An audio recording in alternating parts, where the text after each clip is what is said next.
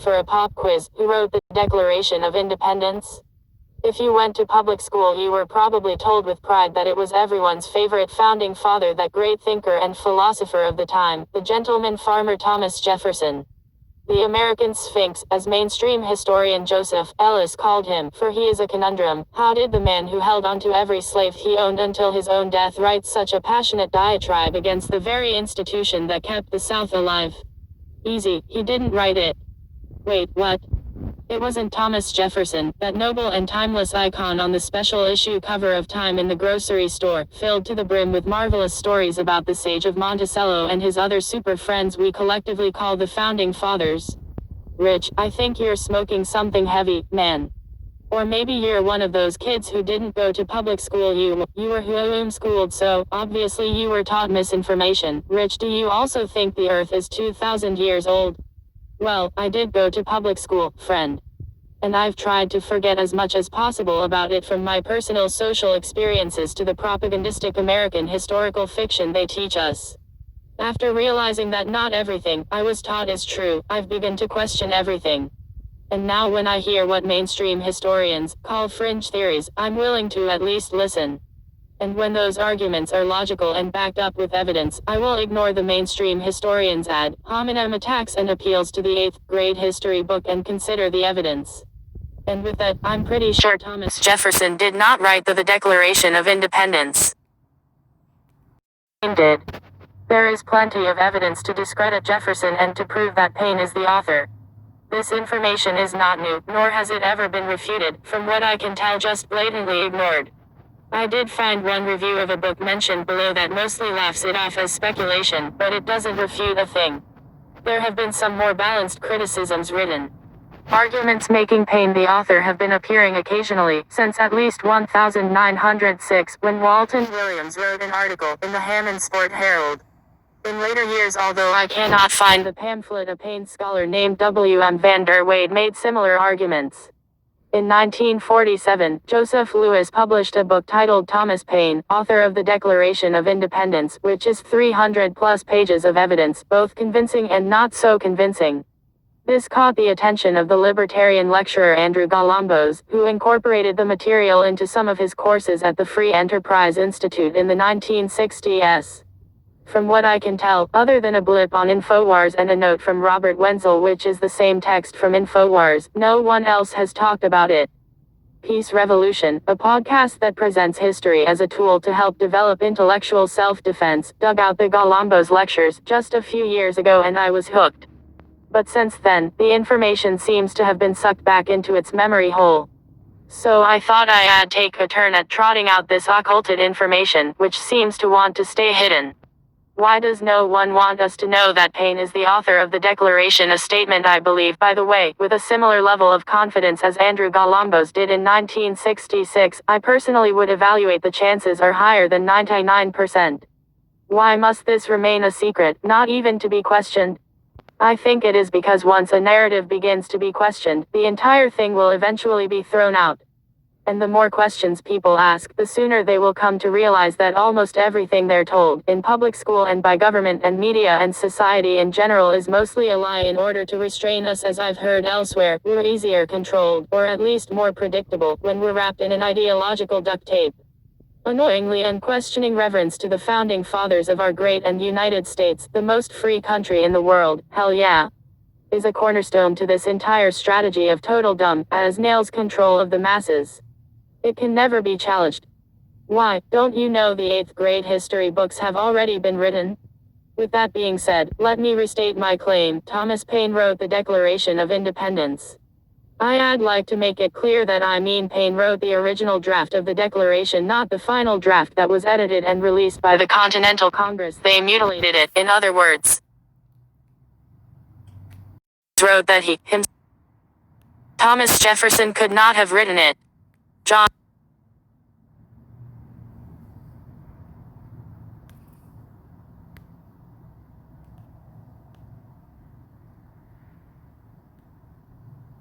Thomas Jefferson could not have written it. John Adams wrote that he, himself, could never write in such a manly style as Paine, and I think the observation applies to Jefferson as well. Nowhere in Jefferson's vast writings, particularly pre-1776, does he ever raise his voice or scathe with his pen. He always maintains the disinterested haziness of a Southern gentleman, the precision and boriness of a scientist. Jefferson never once claimed to be the author. Until the very end of his life he was simply put in charge of the committee to draft the Declaration. No one even claimed outright that he wrote it. Jefferson even wrote in 1809 that he could not claim authorship of the Declaration. I say nothing of numerous drafts of reports, resolution, declarations, etc., drawn as a member of Congress or of the legislature of Virginia, such as the Declaration of Independence, Report on the Money Unit of the United States, the Act of Religious Freedom, etc., etc. These having become the acts of public bodies, there can be no personal claim to them. He wrote on his epitaph that he was the author of the Declaration, but no one knows why he decided to wait until this point to do it. It's been argued that he was convinced he wrote it in his forgetful old age, once history decided that he was the author. Who knows? While Thomas Jefferson wrote fairly tame pamphlets like Notes on the State of Virginia, and a summary view of the rights of British America, Thomas Paine wasted no time in his lifelong quest to rid the world of kings. Paine was, in the words of Galambos, the greatest enemy of monarchy that ever lived. In Common Sense, the pamphlet that convinced 500,000 people to separate from Britain, Paine went out of his way to see if he could get George III to sniffle in shame. I rejected the hardened, sullen-tempered Pharaoh of England forever, and disdain of the wretch that with the pretended title of father of his people can unfeelingly hear of their slaughter, and composedly sleep with their blood upon his soul. Never short of nicknames for the king, Paine also called him, the royal brute of Great Britain, the royal wretch, and even proclaimed the naked and unkittered Indian is less savage than the king of Britain. Paine did not like kings. Paine wrote what he saw. Paine wrote what he saw, and he wrote it loudly. Jefferson never did that.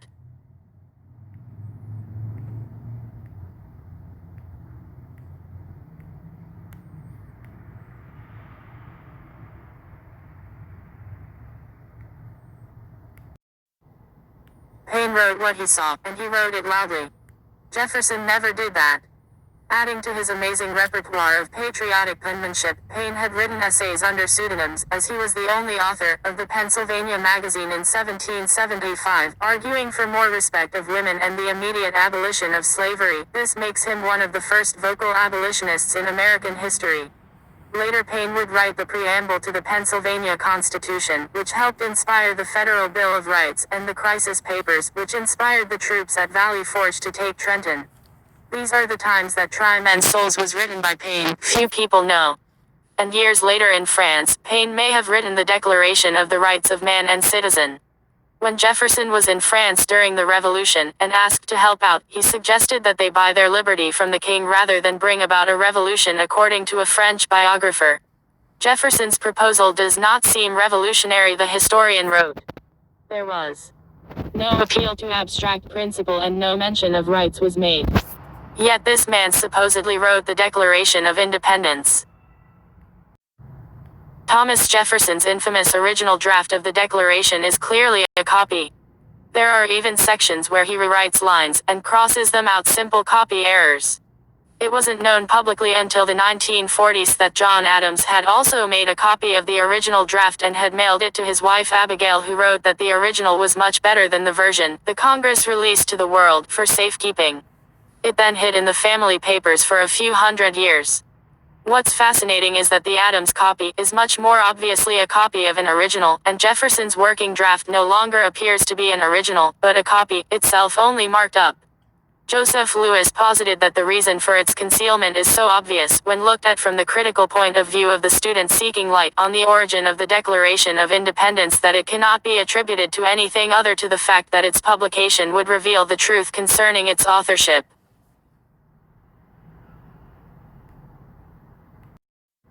For example, Adams wrote the word unalienable, which is obviously how he saw it on the original draft, whereas Jefferson wrote inalienable. Why would Adams change the one word and nothing else? Paine wrote unalienable all the time. Jefferson typically wrote inalienable. It was only natural of him to autocorrect. Adams also capitalized every important noun again, likely as he saw it, though he did do this sometimes, which is something Paine did regularly in his writing. Jefferson typically did not. In his copy, Jefferson didn't even capitalize the word God. While Adams wrote self-evident, Jefferson tried adding sacred and undeniable, then scratched it out, and wrote self-evident over it. Self-evident is a term that Paine used twice in Common Sense, but Jefferson had never used before in his writing. Paine was a Quaker, at least, he was raised a Quaker, and he wrote like one. That's where all the capitalized nouns came from. Also, the word hath appears in the original draft. Paine used the word hath, an old-fashioned version of has, many times in his writing. Jefferson never used the word hath except when copying or when collaborating with others who used it. Paine also wrote shoon, whereas Jefferson would have written shown.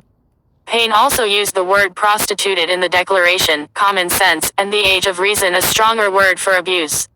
Jefferson did not use such striking language. There are numerous examples similar to this all throughout the works of Paine that suggest it is his work, but I'll let you venture into the material yourself if you still wish to learn more. Why would Paine not claim credit for this? It's a pretty big deal, the Declaration of Independence. It's been argued that he chose to remain anonymous for the same reason he published Common Sense anonymously, well, as an Englishman. He was not a politician, not an affluent member of society, he was basically a poor immigrant whom no one respected. He was the editor of the Pennsylvania magazine, but that was a rag with only 600 subscribers that he was hired to salvage. The Declaration of Independence had to come from the Continental Congress if countries like France or Russia were to recognize the sovereignty of America. And so Paine swallowed his pride and went along with it, probably more than happy to help out. Paine did let it slip in a letter to Nathaniel Greene, perhaps with me a little degree of literary pride is connected with principle, for, as I had considerable share in promoting the Declaration of Independence in this country. It's an obscure point, but literary pride sounds like someone was tooting his own horn there. It's important to note that Paine was an insider and was involved during this process of drafting the Declaration. When he arrived on American shores in 1774, he had nothing to his name but a letter of recommendation from Benjamin Franklin, who took a liking to the Englishman just before he embarked for America. During the period that the committee was in session to draft the Declaration, Paine was regularly in contact with Franklin and Adams. In fact, he wrote right around the time of the committee's formation, were a manifesto to be published and dispatched to foreign courts, setting forth the miseries we have endured, and the peaceful methods which we have ineffectually used for redress, declaring at the same time, that not being able any longer to live happily or safely under the cruel disposition of the British court, we had been driven to the necessity of breaking off all connections with her, at the same time, assuring all such courts of our peaceable disposition towards them, and of our desire of entering into trade with them. Such a memo Ryle would produce more good effects to this continent than if a ship were freighted with petitions to Britain. This idea of separation may have been his in the first place. It is important to remember that almost no one until Paine showed up on the scene wanted separation from Britain. George Washington wrote to set me down if he ever supported separation. New York, New Hampshire, Massachusetts, Delaware, Pennsylvania, all these colonies released resolutions begging the king for reconciliation right up until Paine's Common Sense was published. This, besides being against independence, Galambos groaned, is nauseating. They were bowing down, scraping the floor with wimpy language and sweet talk for the king. Jefferson wrote as if he was awaiting instructions, and would go one way or the other depending on how the delegates in the Congress voted. Should our convention propose to establish a new form of government, he wrote in 1776, perhaps it might be agreeable to recall for a short time their delegates. For should a bad government be instituted for us? Blah blah blah. He was saying that he was open to reconciliation if it was the better option. Galambos had to ask, how could such a forceful document be written by someone who was acting like a mousy secretary? So Paine is writing people letters about this great idea to declare independence, and Jefferson is writing people letters about how they might hold out and get reconciliation. Got it. Let's get into the slavery thing. Jefferson owned slaves, lots of them. And he only freed 3 upon his death. That's how little he cared about their rights. Meanwhile, someone wrote in the original draft of the Declaration, "He has waged cruel war against human nature itself, violating its most sacred right of life and liberty in the persons of a distant people who never offended him, captivating and carrying them into slavery in another hemisphere, or to incur miserable death in their transportation hither." This piratical warfare, the opprobrium of infidel powers, is the warfare of the Christian King of Great Britain. Meanwhile, Paine wrote in the first paragraph of his article about slavery for the Pennsylvania Magazine, that some desperate wretches should be willing to steal and enslave men by violence and murder for gain, is rather lamentable than strange. But that many civilized, nay, Christianized people should approve and be concerned in the savage practice, is surprising, and still persists, though it has been so often proved contrary to the light of nature, to every principle of justice and humanity, and even good policy, by a succession of eminent men, and several late publications. When searching through Jefferson's writing for tirades against slavery, one can only find a few choice sections, mostly concerned with the welfare of children who are watching their slave parents get beaten by the master. If a parent could find no motive either in his philanthropy of his self-love, for restraining the intempance of passion toward his slave, it should always be a sufficient one that his child is present. Shudder. It's not surprising that the slavery section of the original draft of the Declaration was crossed out rather quickly.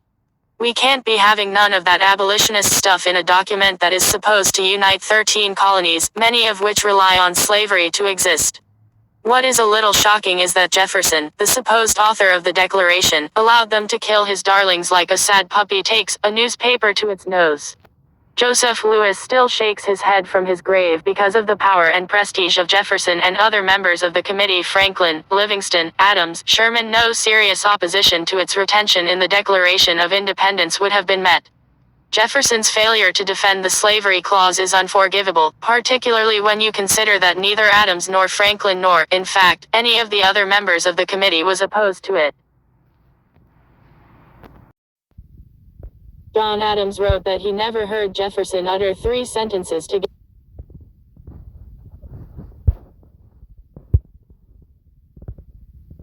John Adams wrote that he never heard Jefferson utter three sentences together while in the Continental Congress, and Jefferson himself wrote that he thought it a duty to be, on that occasion, a passive auditor of the opinions of others.